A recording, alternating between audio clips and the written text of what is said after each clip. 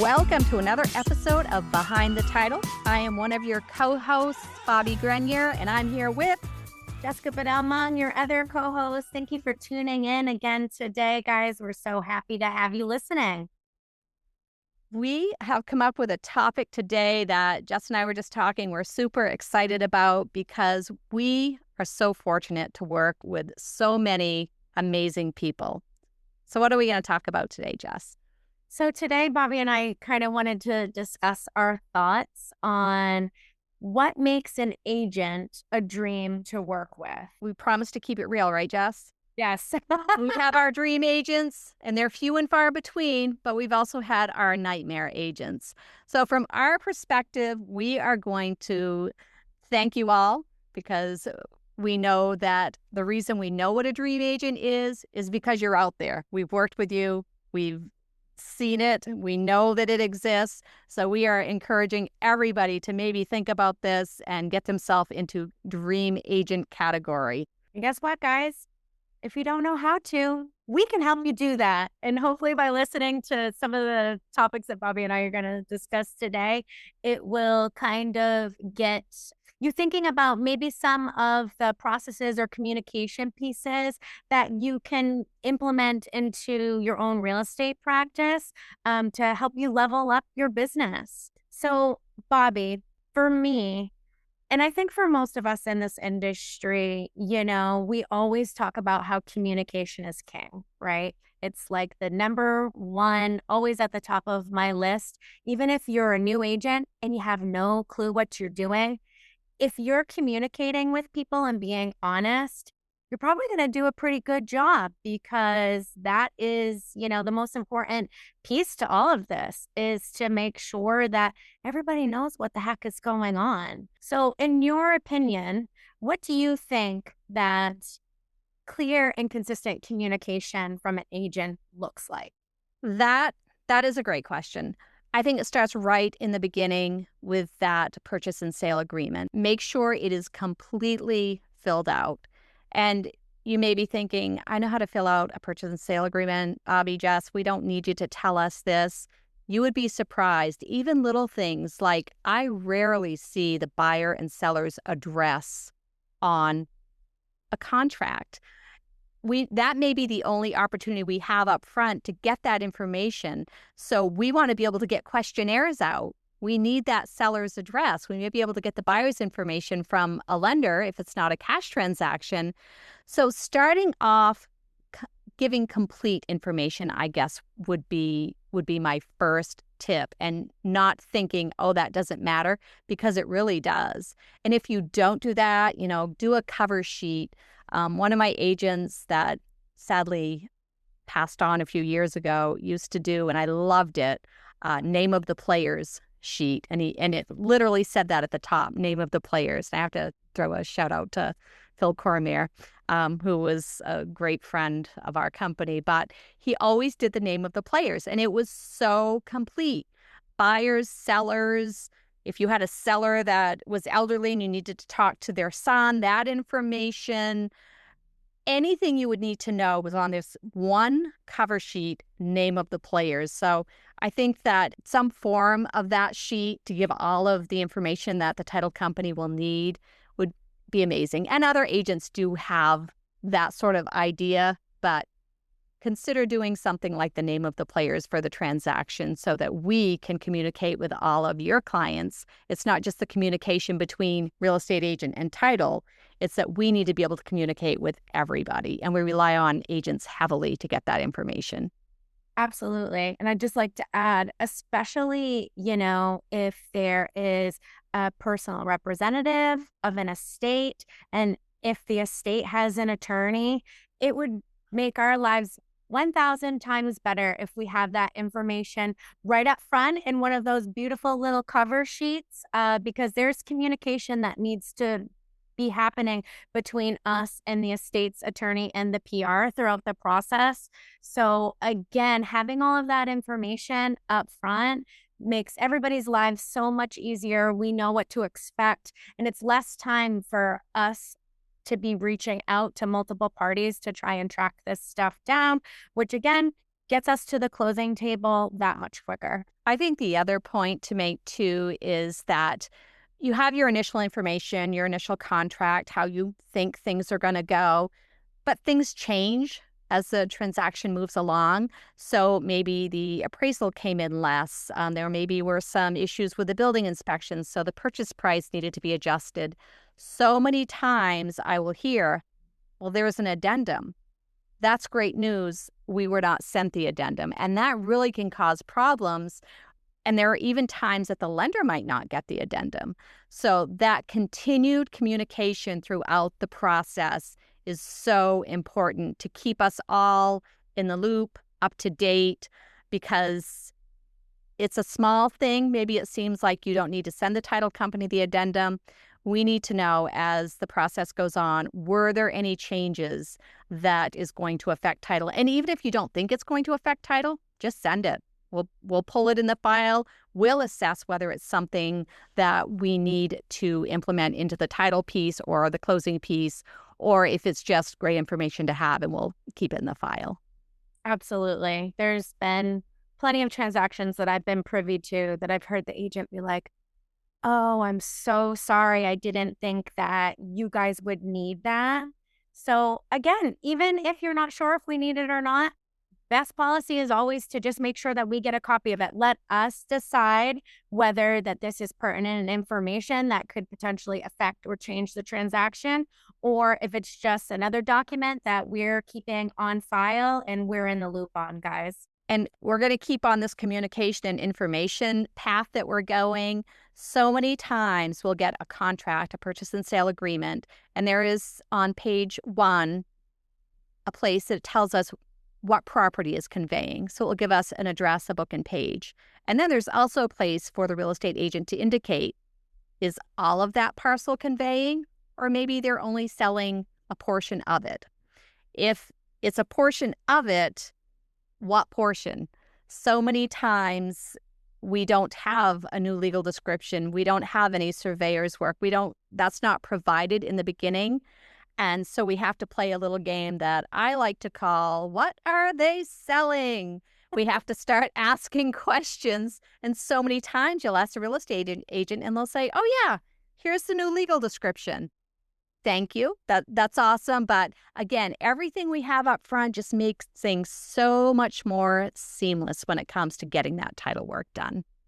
And while we're talking about the purchase and sale, also just double checking that buyers and sellers' names are spelled accurately. And I even advise people to go a step further and please look at a copy of your client's valid photo ID prior to everybody executing a purchase and sale.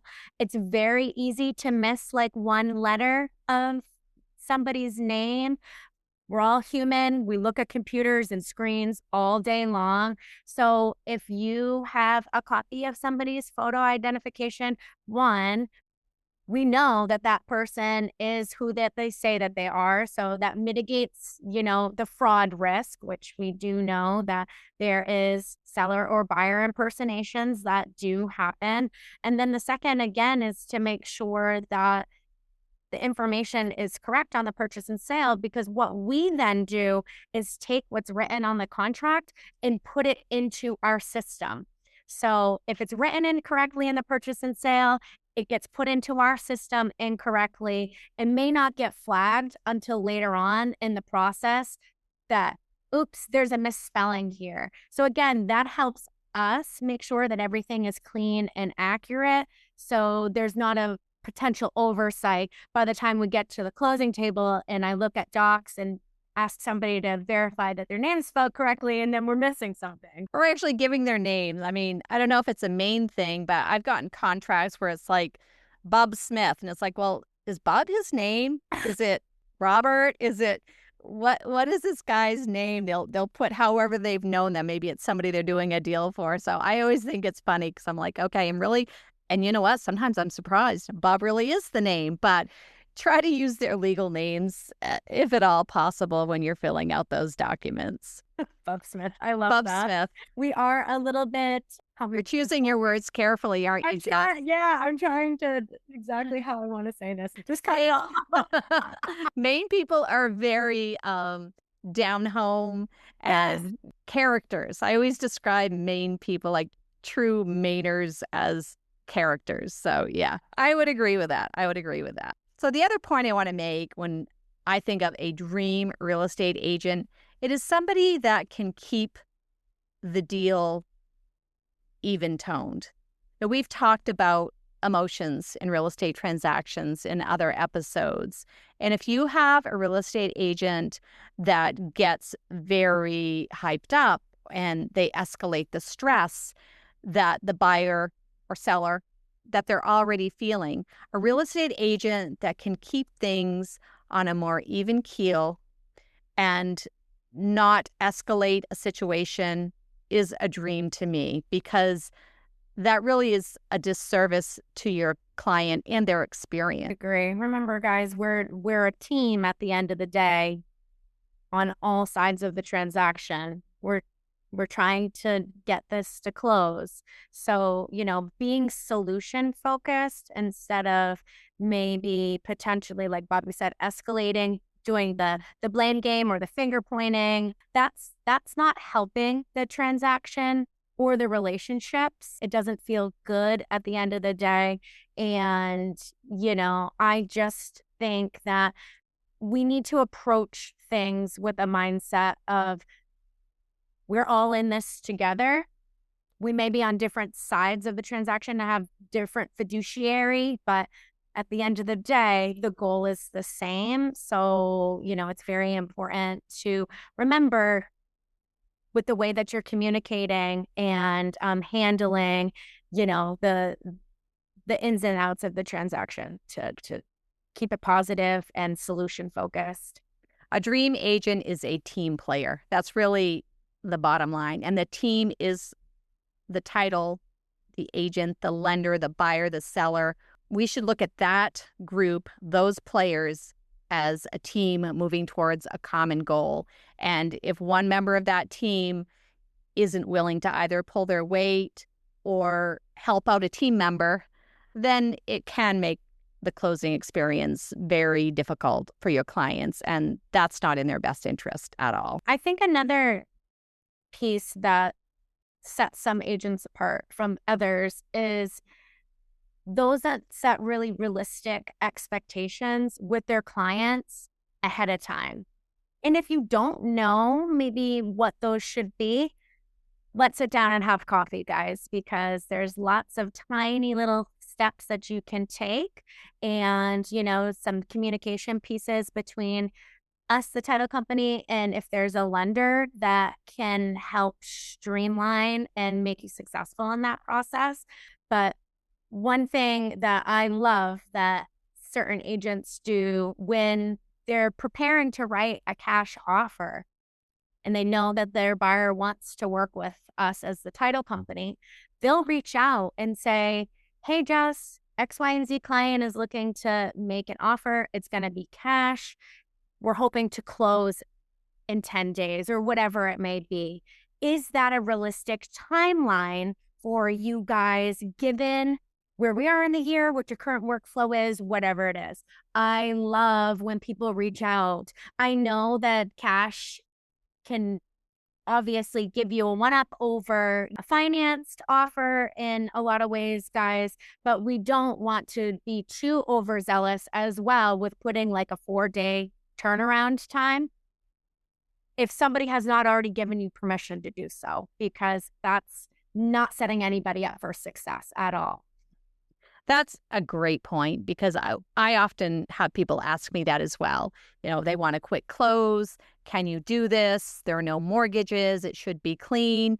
And again, depending on the time of year, I'll give my answer. And it's always with a qualifier: as long as we don't come up with any title issues, as long as there is nothing that we need to address that will take longer. They sometimes forget that piece of it, but we also need to be fair that the person that put their order in 3 weeks ago, that is waiting their turn in line, that we can't push their deal off for a quick close. So it's always sort of that balancing act that sometimes it does have to happen quick, and we try our very best to do that. But we also need to be fair to the process that we have to get everybody's closing done and not push a closing back to do a rush closing. And remember, when we're setting reasonable expectations with our clients about the process and the general timeline and potential pitfalls, right?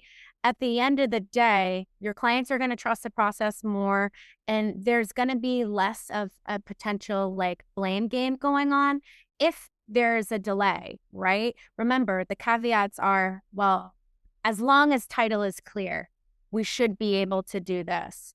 As long as you meet the underwriting requirements, we should be able to hit this goal to close this day, right? As long as there's no major issues with the inspection, right? We're always educating our clients about what can happen when things go perfect and the potential issues that could arise and how we're going to get through that. Yeah, definitely. And I, like I said, they always hear the yes and not always the qualifier, but usually our dream seasoned agents totally understand that. And if there is something that comes up, we just all work together to make it happen, to solve any issues, problem solvers all the time. My other dream agent, and this is probably one of the biggest ones, maybe aside from communication, because that's the biggie, but is for agents to ask questions without any type of ego, just to be open to learn.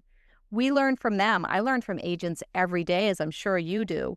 And we want to be able to share our knowledge with agents. And if you don't understand how it works, we brought up the topic of owner's title insurance. There are so many aspects that this is our thing. So we are clearly going to know more about title in the closing process than a real estate agent is. And I often ask real estate agents questions about, so how do you handle this? What are your procedures? Because I don't know. I'm not a real estate agent. So I think that the real estate agent that is open to learn, and even I would never correct a real estate agent, in any way to make them feel embarrassed or, uncomfortable in front of a client, but open to learn and open to understand something that maybe they just didn't know. Don't just assume that at the end of the day, you know everything, because none of us do. And this is what makes us work so well as a team is we do grow together as an industry. So I love that. Ask questions, share your knowledge with us. If something could have gone better, let's talk about it, on both sides. It's very important for us to be honest with each other about where we potentially can grow together as referral partners and make the process more seamless for everybody. This may seem like we're suggesting that there aren't so many amazing qualified dream agents out there. And truly, we are fortunate to work with the best of the best. So our dream agents communicate with us, and they should expect communication back from us. They're team players. They work with the other agent. They work with the lender. They work with the buyers, the sellers. It does not matter. At the end of the day, we are on one team to the best for the clients and get them to that closing table. They're willing to learn. So they're willing to ask questions and accept information and understand why we do some of the things that we do, or why we're regulated, or that we have to do things a certain way. Respect the process, respect the boundaries that we have to do our job properly, and to support their clients. Really, more than anything, in supporting your clients, you're going to do all of the things that I just mentioned. Because at the end of the day, what we're working towards is a client experience, not just a transaction, right? And I think we hear about it all the time. Well, so-and-so, this feels like a very transactional person, not necessarily somebody that is dedicated to creating a client experience. And that's what we're all striving for, guys, not to just be another closing done, but, a team environment where we made somebody's dreams come true. Absolutely. And we do love our agents. We're constantly visiting sales meetings, giving CE classes. We love to do fun stuffs with our agents, not just around the holidays, but to be able to get together with them socially and learn more about them, because I think at the end of the day, that makes us a better partner with them. So I want to thank everybody. Thank you so much for tuning in to another episode of Behind the Title, the official podcast of Trilogy and Baldacci Real Estate Closing Services. Please make sure that you follow us, you rate us on your favorite listening platform. We are looking to grow this podcast and keep it going. We think it's valuable. And we also want to hear from you. If there is a topic that you think would be interesting for Jess and I to cover, we have access to so many resources and so many professionals, and we're going to be bringing more guests on as the podcast goes on, so we ask you to watch for that as well. Absolutely. Bobbie, as always, thank you again so much, and we love you guys. Have a great day. We hope you've enjoyed this episode of Behind the Title, the official podcast of Trilogy and Baldacci Real Estate Closing Services, with your hosts Bobbie Grenier and Jessica Mongue. Remember, this podcast is for informational, educational, and entertainment purposes only, and not intended as legal advice. Please remember to follow and rate the show and share this episode with a friend.